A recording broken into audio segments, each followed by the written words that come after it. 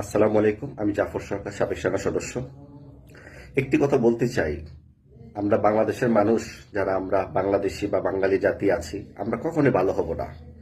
মনের মধ্যে কুচক্র, একটা শয়তানি ভাব আমাদের মধ্যে থেকেই থাকে। 17 বছর স্বদেশ প্রত্যাবর্তন উপলক্ষে জনাব তারেক রহমান সাহেব বাংলাদেশে এসেছেন। মানুষের মনের মধ্যে একটা আলাদা একটা অনুভূতি ছিল। তার প্রিয় নেতাদেরকে দেখবেন। 300 ফিটে ওনার সমাবেশ হয়েছে।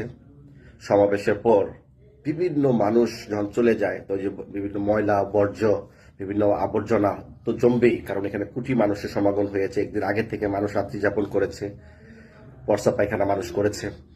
এটা নিয়ে মানুষ ভিডিও করে, কত মানুষ এটাকে নিয়ে তুল করেছে যে কিভাবে পারলো এত সুন্দর একটি রাস্তাকে বিএনপি ধ্বংস করে দিতে, নষ্ট করে দিতে। আসলে আওয়ামী লীগের এই মুদ্রার এই পিঠ আর ওই পিঠ, ওই আওয়ামী লীগের মতো চরিত্র বিএনপির।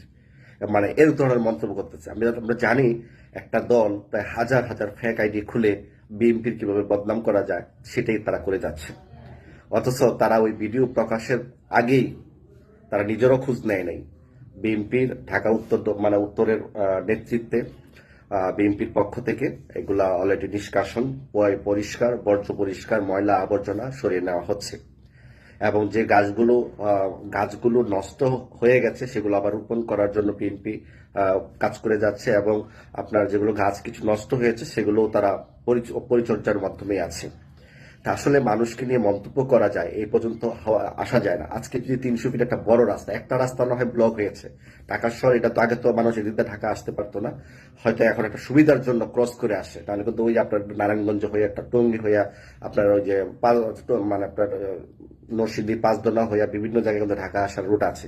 হয়তো একটা দিনের জন্য, কারণ প্রিয় নেতাকে দেখার জন্য মানুষ একটা রাস্তা খুঁজে নিয়েছে যে এই জায়গায় হলে ভালো হবে, জায়গাটা অনেক বড় ছিল সেই জন্য। আজকে যদি ঢাকা যদি বিভিন্ন জায়গায় হইতো, তাহলে সারা বাংলাদেশের রাস্তাঘাট কিন্তু বন্ধ হয়ে যেত। কারণ জনগণ চাচ্ছে সমাবেশে আসতে, তত বাধা দেওয়া যাবে না, কোটি মানুষের সমাগম। তারপরে যদি শীত না হতো, তাহলে আমার মনে হয় বাংলাদেশের প্রতিটি ঘরের যারা দলকে ভালোবাসে, তারেক রহমানকে ভালোবাসে, জিয়া পরিবারকে ভালোবাসে, তারা মনে হয় কোনো পুরুষ কোনো গ্রামে থাকতো না, যারা অন্যান্য দল করে হয়তো তারা ছাড়া। আপনারা দেখেছেন যে তারেক রহমানের যে কয়েক মিনিটের বক্তব্য মানুষকে কিভাবে সম্মান করেছে, কিভাবে আল্লাহর নাম নিয়েছে। প্রতিটা মানুষকে নিয়ে উনি রাজনীতি করতে চান। ছোট বড় ব্যবসা প্রতিষ্ঠান, গার্মেন্টস শ্রমিক যারা আছে, দল বল নির্বিশেষে, এবং ধর্ম, যত মানুষের ধর্ম আছে সবাইকে নিয়ে উনি রাজনীতি করতে চান এবং দেশটাকে উন্নয়ন করতে চান, শান্তিতে রাখতে চান। আমরা তো মানুষ এটাই চেয়েছিলাম, তাই না? এই যে 5ই আগস্ট পরে কোনো মানুষ কি শান্তিতে ছিল? ঢাকাতে একটার পর একটা উচ্ছৃঙ্খল বিশৃঙ্খল, মারামারি, কাটাকাটি, গুলাগুলি, এই সেই, সবার ক্ষমতার লোভ কিন্তু চলে গেছিল। সবাই ক্ষমতার লোভ পেয়ে গেছে যে আমরা ক্ষমতায় চলে আসবো। আর সেটা কিন্তু সুযোগ ডক্টর মোদী স্যার সবাইকে করে দিয়েছেন, তাহলে এরকম কিন্তু হতো না। আর তারেক রহমানের বিষয়ে এখানে আসার জন্য ডক্টর মোহাম্মদ ইউনূস তার রাষ্ট্রীয়ভাবে অত্যন্ত সহযোগিতা করেছেন, এটাও আমরা অস্বীকার করি না, নাহলে এত কিছু হতো না। আজকে 27শে ডিসেম্বর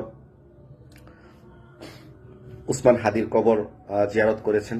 তারেক রহমান নিজে মোনাজাত করেছেন, আল্লাহর দরবারে উনি ফরিয়াদ করেছেন, ওনার লোকের মাগফিরাত কামনা করেছেন।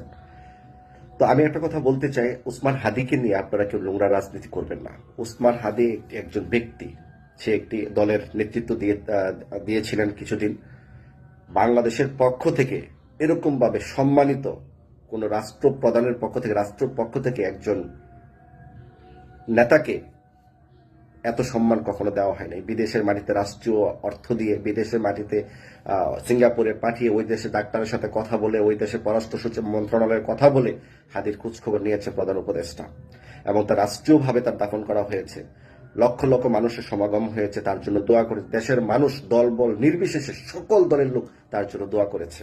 তো এখন কেন আপনারা ওনাকে নিয়ে উশৃঙ্খলা সৃষ্টি করার জন্য সামনে নির্বাচন মানে মানে হওয়ার মুখের সামনে আপনারা এই ধরনের আন্দোলন করছেন, হাদির বিচার না হওয়া পর্যন্ত বাংলাদেশে নির্বাচন হবে না, তাহলে কি আপনারা কি নোংরা রাজনীতি করছেন না?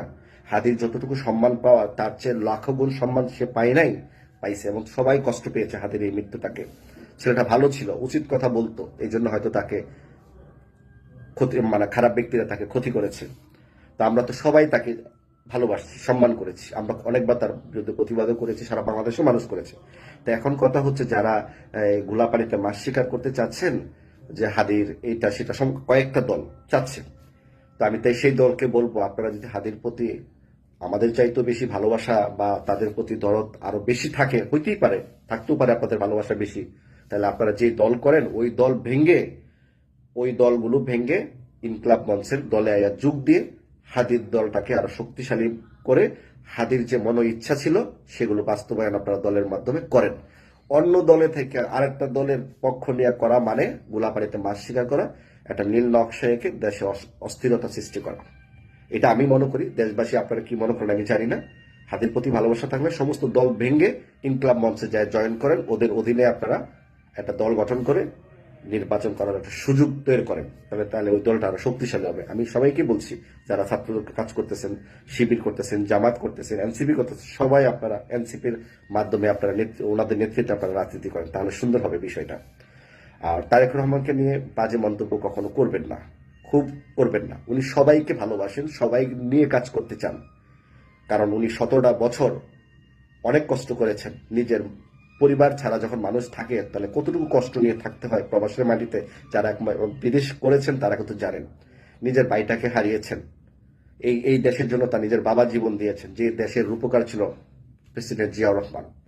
আজকে যে লক্ষ লক্ষ মানুষ প্রবাসী দিন কাটাচ্ছে, কোটি কোটি বিলিয়ন ডলার বাংলাদেশে আসতেছে, এটাও শহীদ প্রেসিডেন্ট জিয়াউর রহমানের প্রথম অবদান, যে রেমিটেন্স বাড়ানোর জন্য বিদেশে শ্রমিক পাঠানো।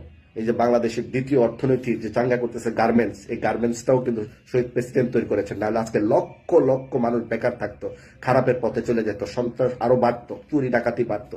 এই কর্মসংস্থানগুলো কিন্তু শহীদ প্রেসিডেন্ট করে দিয়ে গেছিলেন। যদি উনি বেঁচে থাকতেন তাহলে বাংলাদেশ, ইউরোপের লোকেরা বাংলাদেশে এসে কাজ করতে থাকতো। এত উন্নয়ন করতে এত সৎ ব্যক্তি বাংলাদেশে নাই। তারই উত্তরসূরি তারা।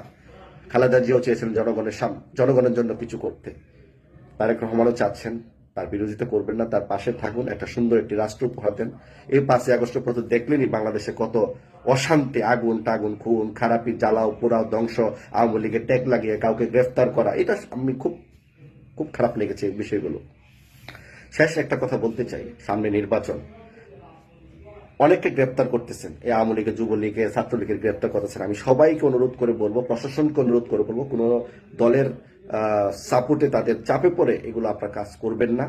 কারণ প্রশাসন একমাত্র দেশটাকে ঠিক করতে পারে, ডিফেন্স ঠিক করতে পারে, সেনাবাহিনী, সবাই মিলে দেশটাকে ঠিক করার দরকার আছে। কোন দলের প্রচেষ্টায় আওয়ামী লীগের যারা অপরাধ করে নাই, যারা আওয়ামী লীগ করতো অপরাধ করে নাই, এটাই গণতন্ত্র দেশ, তারা যে কোনো দলকে পছন্দ করতে পারে। আওয়ামী লীগকে যারা পছন্দ করে বা আওয়ামী লীগ যারা খারাপ কাজ করে নাই, তাদেরকে কেউ হয়রানি করবেন না, আওয়ামী লীগের ট্যাগ লাগাবেন না। যারা খারাপ করেছে, দুর্নীতি করেছে, চুরি করেছে, বাটপারি করেছে, দর্শন করেছে, মানে টাকা লুটপাট করেছে, মানুষের ক্ষয়ক্ষতি করেছে, মানে মানে অন্যান্য দলকে ফাঁসাইয়া টাকা পয়সা খেয়ে কাউকে মামলা দিয়েছে, টাকা পয়সা খেয়ে আবার মামলা থেকে ছাড়িয়ে নিয়েছে আওয়ামী লীগ, তাদের বিচার আপনারা করুন, তাদের হিসাব কিতাব করুন, সংস্কার করুন। কিন্তু অন্য যারা ভালোবাসে, দলকে ভালোবাসছে, আওয়ামী লীগকে, তাদেরকে ক্ষতি করবেন না। আজকে তারা আওয়ামী লীগ করবে, কালকে আরেকটা দল করবে, তারা আবার ওই দল থেকে চয়েস করে আবার আরেকটা দলে আসবে। এটাই তো নিয়ম। এই যে আপনার এনসিপি থেকে বিএনপিতে আসতেছে না, বিভিন্ন দল থেকে জামাতে যাচ্ছে না, তো আওয়ামী লীগের লোকগুলো বিভিন্ন দলে কাজ করবে না? তাদেরকে এই দেশে গণতন্ত্র না, তাদের এই দেশে নাগরিক না, তাদের অধিকার নাই রাজনীতি করার? তাদেরকে আওয়ামী লীগের ট্যাগ লাগাবেন কেন? আওয়ামী লীগের নেতা, ধর আমি বিএনপি করি, আমার বিএনপি নেতার সাথে আমার ছবি থাকতে পারে, আরেকদিন আমার ভালো লাগবে না, আমি বিএনপি করবো না, আমি আরেকবার আরেকটা দলে আমি যেতে পারি, এটা আমার নৈতিক অধিকার, এটা আমার নাগরিক অধিকার। তাই বলে কি কাউকে ওই দলের ট্যাগ লাগিয়ে কাউকে অপমান করা ঠিক? প্রিয় দেশবাসী, সবাই ভালো থাকবেন। বাংলাদেশটা যেন একটা সুন্দর সুখময় হয়। কোটি কোটি মানুষের দোয়া তারেক রহমানের পাশে আছে। উনি সবকিছু হারিয়েছেন, আমি আগেও বলেছি। ওনাকে সুযোগ দেন, দেশটাকে মেরামত করুন। আমরা সবাই মিলে এই রাষ্ট্রকে একটি দুর্নীতি মুক্ত, গরিব মুক্ত, অসহায় মুক্ত, ন্যায্যভাবে একটা রাষ্ট্র যেন আমরা পরিচালনা করতে পারি। ধন্যবাদ সবাইকে। আসসালামু আলাইকুম।